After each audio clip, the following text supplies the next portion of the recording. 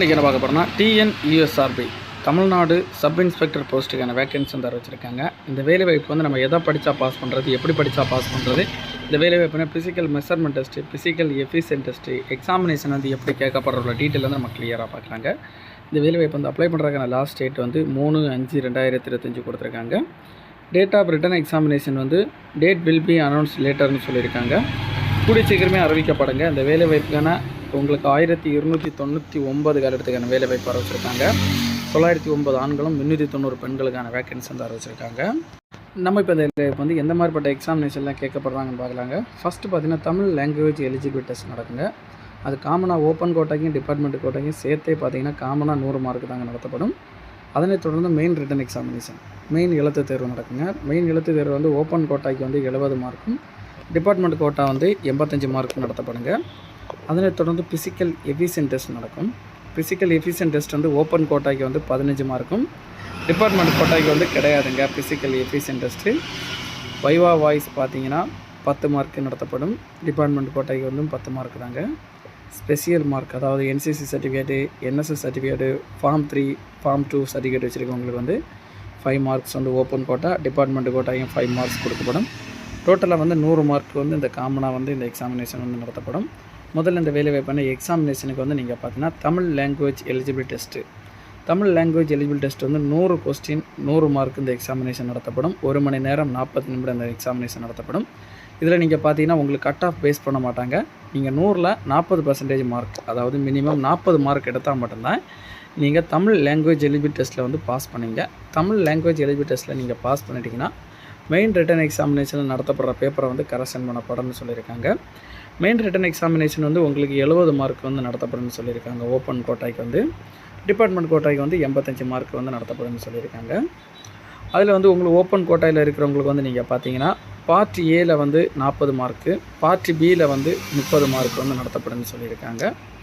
ஒரு கொஸ்டினுக்கு வந்து அரை மார்க் வச்சுங்க. 80 கொஸ்டின் வந்து கேட்பாங்க.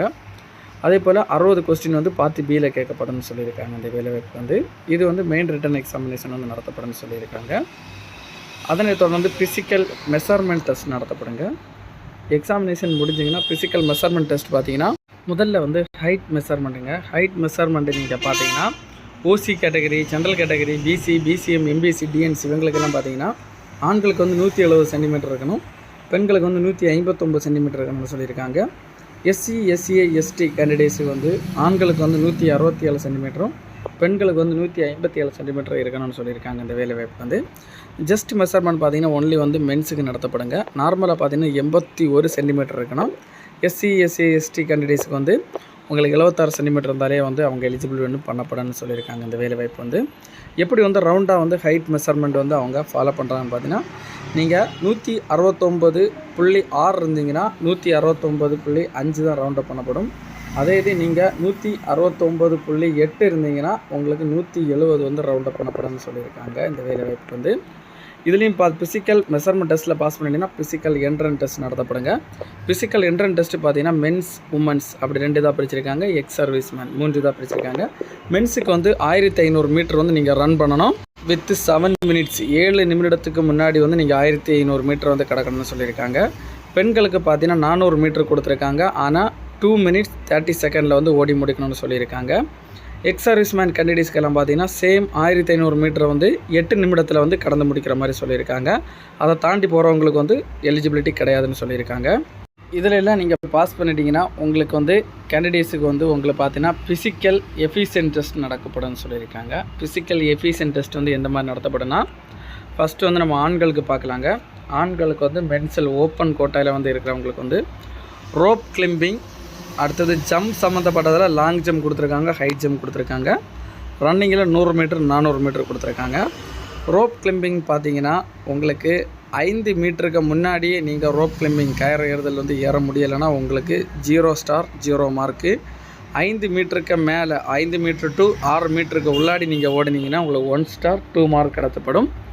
6 மீட்டருக்கு மேலே நீங்கள் நீங்கள் கயிறு ஏறிட்டிங்கனாலே உங்களுக்கு 2 ஸ்டார் 5 மார்க் கிடைக்கப்படும்னு சொல்லியிருக்காங்க. அதனைத் தொடர்ந்து ஜம்ப், லாங் ஜம்ப் இல்லைனா ஹைட் ஜம்ப் 2ல் எது வேணும் நீங்கள் சூஸ் பண்ணிக்கலாம். லாங் ஜம்ப் பார்த்தீங்கன்னா உங்களுக்கு 3.80 மீட்டருக்கு முன்னாடி நீ கீழே வந்து ஜம்ப் பண்ணிங்கன்னா உங்களுக்கு 0 மார்க்குங்க. அதே இது 3.8 மீட்டர்லேருந்து தொடங்கி 4.50 மீட்டருக்கு உள்ளாடி நீங்கள் இது பண்ணி லாங் ஜம்ப் பண்ணிங்கன்னா 2 மார்க் கிடைக்கும். 4.5 மீட்டருக்கு மேலே ஜம்ப் பண்ணுறவங்களுக்கு வந்து 5 ஸ்டார் 5 மார்க் கிடைக்கும், 2 ஸ்டார் கிடைக்கப்படும்னு சொல்லியிருக்காங்க. அதனைத் தொடர்ந்து ஹைட் ஜம்ப் பார்த்தீங்கன்னா 1.2 மீட்டர் வந்து நீங்கள் ஹைட் ஜம்ப் பண்ணிங்கன்னா உள்ளாடி நீங்கள் பண்ணிட்டீங்கன்னா உங்களுக்கு மார்க் கிடையாதுங்க.